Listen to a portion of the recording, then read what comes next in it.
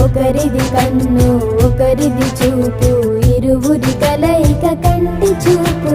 ఒకరిది మాట ఒకరిది భావం ఇరువురి కదలిక కదిపిన కథ ఇది ప్రేమ